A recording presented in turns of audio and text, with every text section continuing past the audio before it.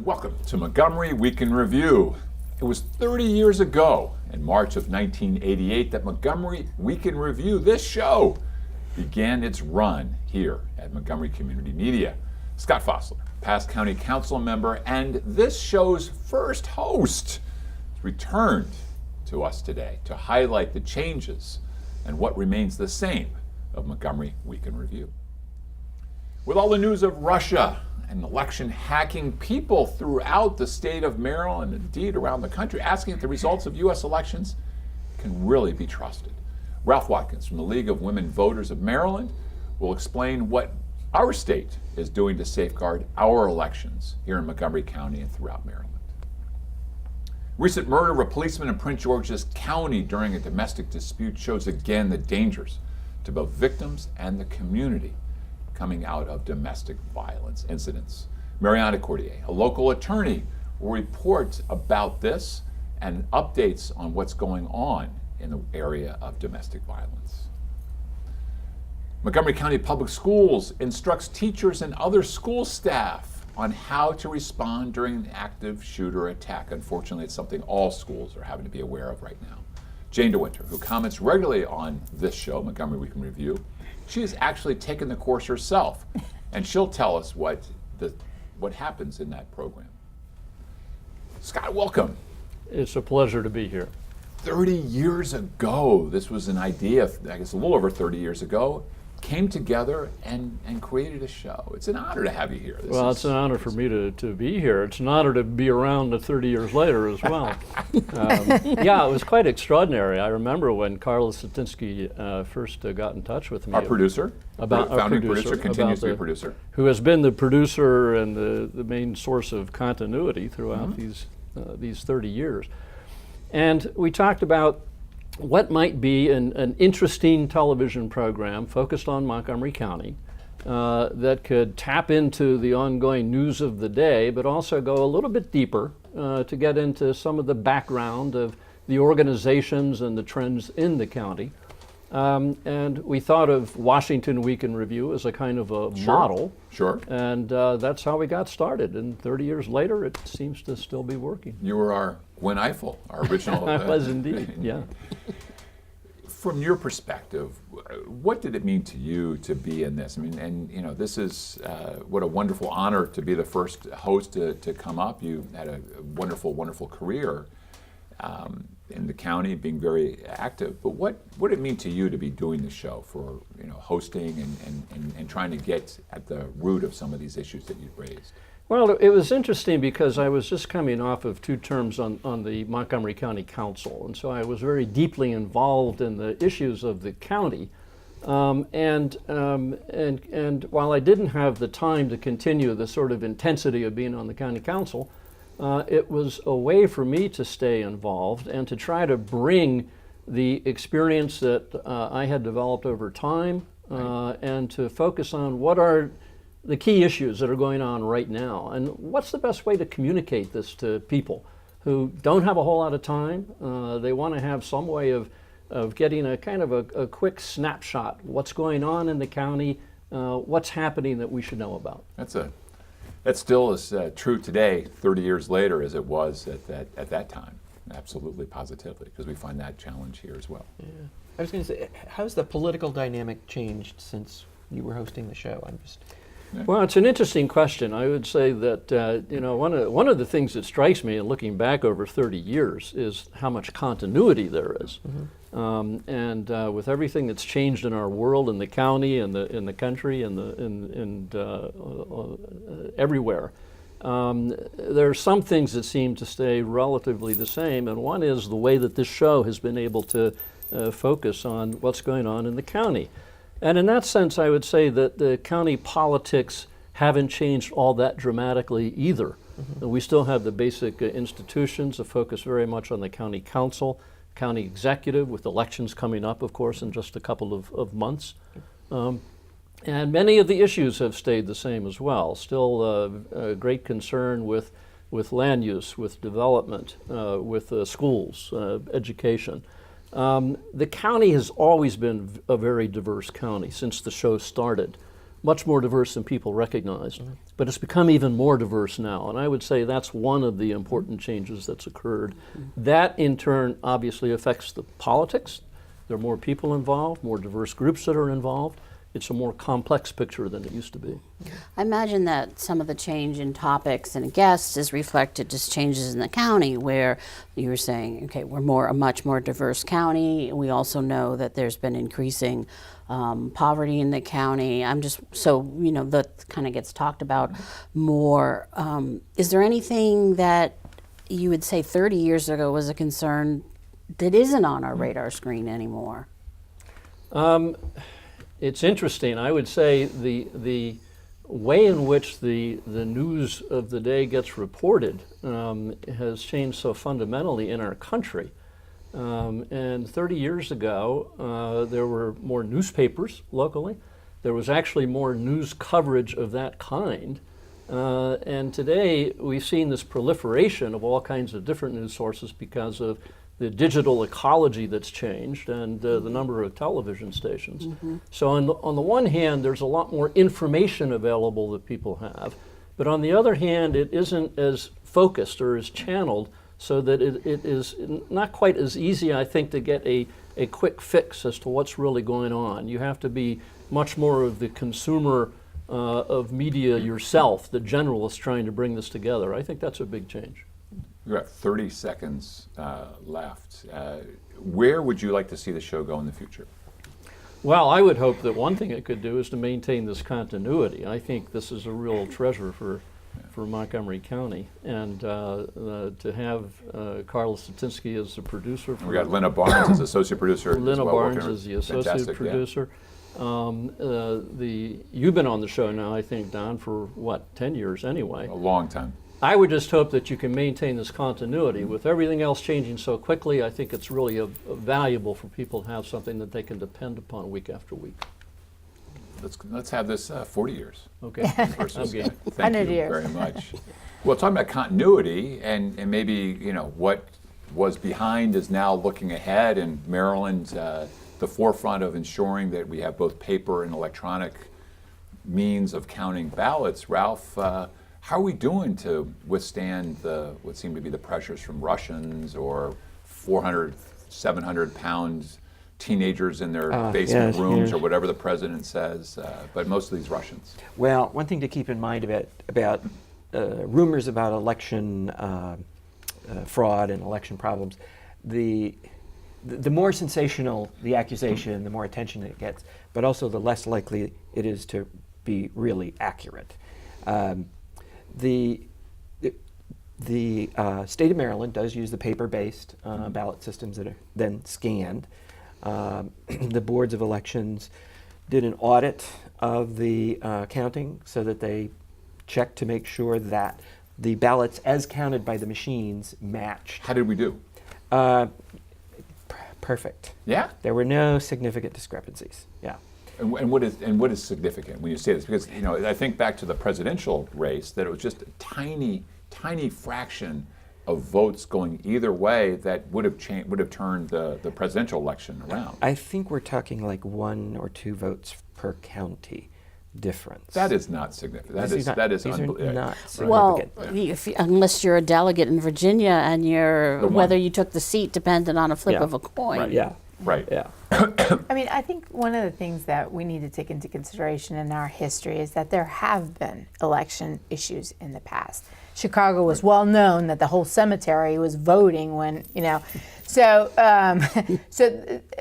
I think the perspective should not be just to focus on Russians, because who else is But you're talking our about, enemy? we should is be looking gonna at the be China. integrity. The We should integrity look of at the the process. integrity Right. of the process. Absolutely. If we protect the integrity of the process and take the checks and balances that we need to make sure that it's not compromised, we should be all right. I think that sensationalism about the hackers and the Russians and all that is a dangerous thing to focus Ralph, on. why don't you solely comment on that. that integrity issue? Yeah. What I would say is, one of the things about our election system is in Maryland it's structured so there's a balance of Republicans and Democrats so that you have people keeping an eye on each other in the process.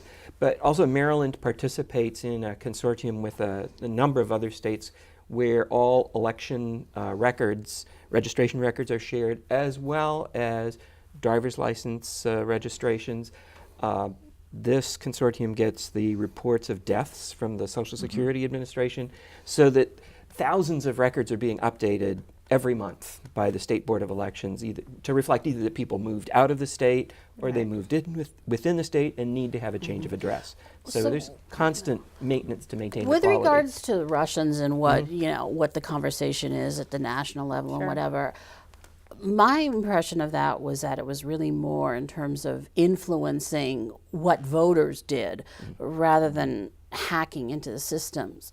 And that's going to be a tough conversation. But I don't know. I mean, maybe I missed it. Maybe isn't I've it missed both? something, But or isn't it maybe both? there are some allegations of that. The Brookings Institution a couple months ago did a great panel presentation on this, and one of the points was that fake news is a lot cheaper than hacking into any election system because there are safeguards. I mean, there was an attempt made to break into the Maryland voter registration database, but it was detected by the state and reported to the federal government. Well before the story broke, it was detected and thwarted.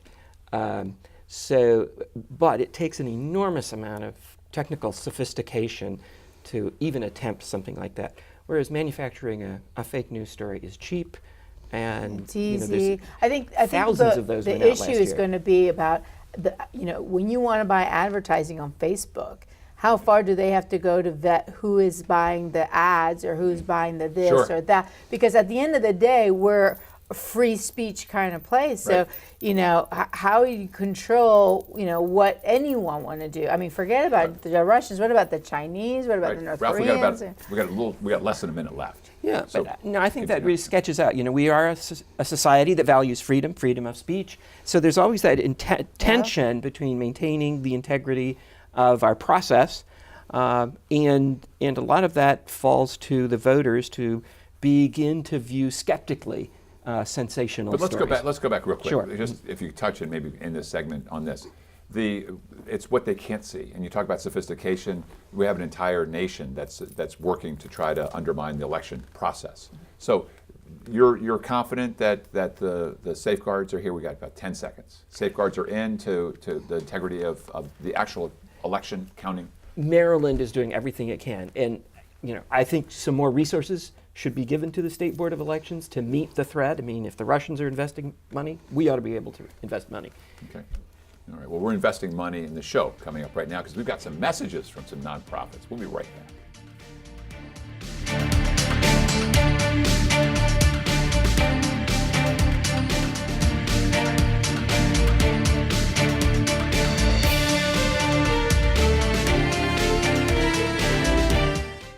And we're back. Mariana, welcome back. Thank you. Always good to get the legal perspective when you're here. Yeah, and today I have a raspy voice for that. So what's going on? This horrible Yes. story of this Good Samaritan, off-duty Prince George's County police officer Right, stepping in to neighbor. protect a woman, a neighbor who's being in the Right. middle of a domestic violence incident, and he gets killed. So Yeah. bring Well, us up I to mean, speed for on that. officers, the heroism of him doing that is huge because most officers know that the number one reason that they get injured or killed is responding to domestic violence. So the Right. fact that he did that and he was on off duty and all that is just amazing. So my hat off to his family and everybody. So I'm he stood sorry. up. He stood up. Problem with protective orders, because really this comes domestic violence protective orders, have a couple of points that are important. One, this gentleman had to give up his firearms on 3 different occasions because he had 3 different restraining orders, protective orders, and that kind of stuff. This time he was not compliant and he did not. The other thing about this is that people who get a protective order who have been victims of domestic violence fall into a certain sense of having to listen. They feel like they have to listen to the abuser, follow what the abuser is saying. So if the abuser comes to the door and is knocking on the door, open this door. What do? They open the door. They don't call 911. What do they need to do? Call 911. Do not open the door. So I remember do not answer remember the the sheriff phone. had a pendant where if the abuser was coming around, you press the pendant Sure. here in Montgomery sure. County, and Sure. then And that they should would be the respond. police Right, immediately, because a protective order is only as good as the person who's using Right. it, because it's a piece of paper. It's not going to stop the abuser. What stops the abuser is when you call for help and have help come. Problem is that many victims have been so subjected under the dominance of the abuser that they don't feel like they can. So are there any programs to sort of help victims of abuse to know what their rights are? Yeah, I mean, there are programs, particularly when they're in the process and being guided through the course for the protective orders and such, to the officers give them a phone number, they reach out to it, and it coaches them and helps them and gets them enrolled in programs. The abused persons programs here and elsewhere, other counties, right, surely. Exactly. Problem is that it always has an economic factor, and so the abuser is probably the primary breadwinner, and owns the house and the car and everything. And so, no matter how much you tell someone their rights after they've been subjected to a multitude of days, years, whatever, of being under this person's abusive control, they don't believe that they can stay in the house. They don't believe that they can get the money to go buy what they need, or many times they don't have the money. And they need to ask him for it, but they're not supposed to because there's a protective order. So it's very Do we know difficult. anything about what effect an incident like this has on the motivation or demotivating other officers, especially when they're off duty? Well, it just, I think, augments their awareness that it is a very risky situation. So when officers arrive, sometimes victims are maybe looking for a little bit more sympathy or an immediate, compassion. And the first thing that these officers are looking at is separate the two people, get the situation under control, and make sure no further violence occurs. And they don't necessarily have to be sweet about it, because they know if they don't do that, they are at risk as well. So the community has to respect and accept that the officers that are responding with a heightened awareness. And the second thing that the community really needs to respect, especially sometimes the victims, don't get angry at the officer for responding, because sometimes victims become a problem because they get angry. Why are you getting in the middle of this? Don't take my, and that's a problem too. Got a minute left. Well, it just seemed interesting because I, had looked up and read up on this case that the woman wasn't living in the house. She had moved out and was going back when she thought that he was gone. And it just strikes me as that even if no one's there, that was incredibly dangerous because he Yes, apparently always saw dangerous. her on a security system. So that No, I mean, and that's something else. I mean, you need your clothes. You don't have enough money to go buy your clothes, or you need the kids' clothes or the kids' toys. We got 30 seconds. Let's get to some solutions and what the situation is right now. Get a protective order if you need one, and if the That's person go to court. go to court, get the protective order. And if the person is violating it, call the police, have them come out. If he runs away, it doesn't matter, have them come anyway. Do not answer the phone, do not answer the door. Protect yourself, because you never know when it's going to turn deadly. And the laws in Maryland are supporting domestic violence victims do. more than the abuser, which Yes. was always an issue. Yes. And- The laws were changed, the level of proof has been reduced. So, it doesn't take much to get a protective order. You need to fear for your life, and you need to believe you're in danger, and you need to go and get it. And you can go at any time. Well, let's hope more people are able to avoid this Yes. horrible situation. And maybe men can grow up a little bit and understand that violence is not the way. Right, we Like hope. that. Yeah. Well, Jane, we go from violence to violence, Exactly. domestic violence to violence in our schools, and all of the shooting in Florida has highlighted the need for everyone, classrooms to be code red and everything else. My wife is a school administrator and elementary school, and the fear, the paranoia, the anxiety that grows among these kids, they don't know it's real or a drill, Right. reminds them that we're not in a safe world anymore, are we, in our schools? No, but I don't know that the schools are any more dangerous than in your own home, or Well, especially where kids are yes, involved in it's 90% of the domestic it's the violence same, incidents it's, as well. Yeah. It's the society, not just the schools. But I was very struck when reading the accounts of the most, I don't even want to say if it's the most recent, because we had We don't something- know. Right.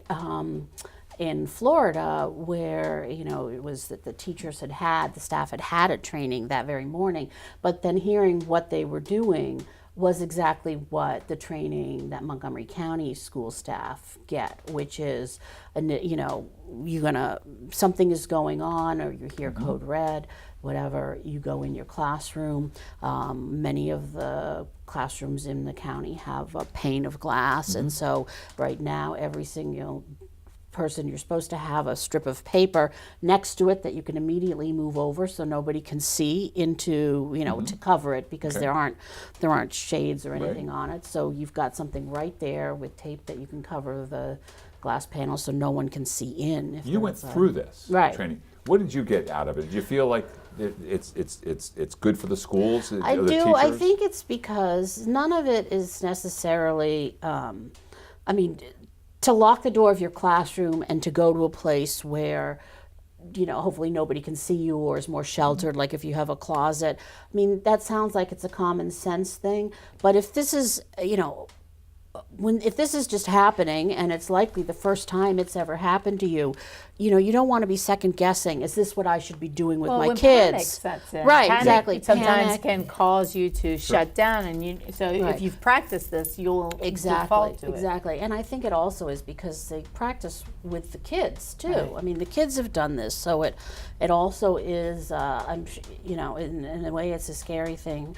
But it's also And it's also reassuring. somewhat a crime of opportunity, right? I try a door, it's locked, I'll go to the next one, right? So, if all the doors are locked, that takes time. We were talking, to folks in Florida, and they were saying how many minutes went by for this to go down, and it wasn't very many. No, it wasn't. It was very Jane, what kind of effect is this having on teachers and kids in the actual educational process? Good question.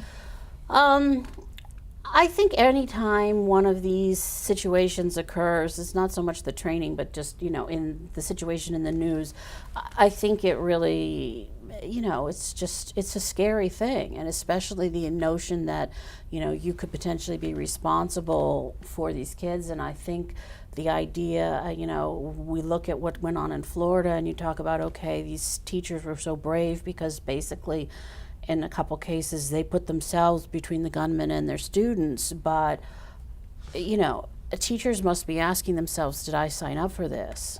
Right.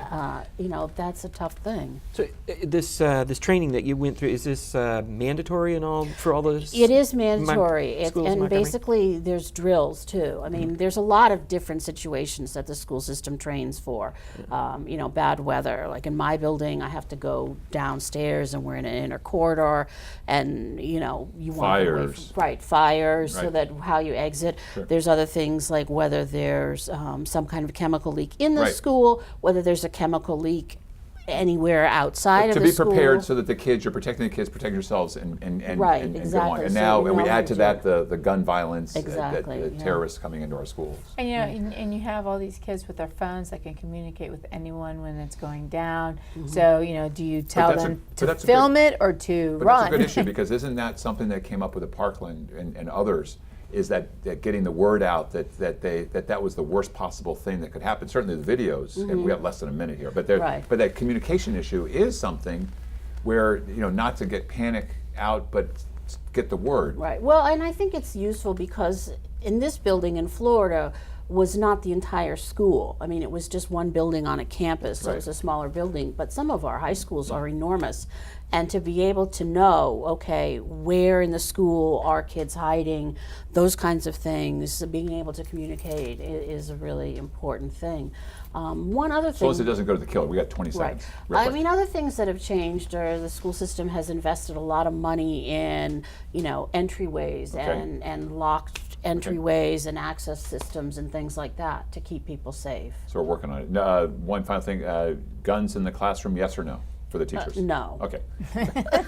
That's the final word. No guns for the classroom, despite what the president says. You all, thank you.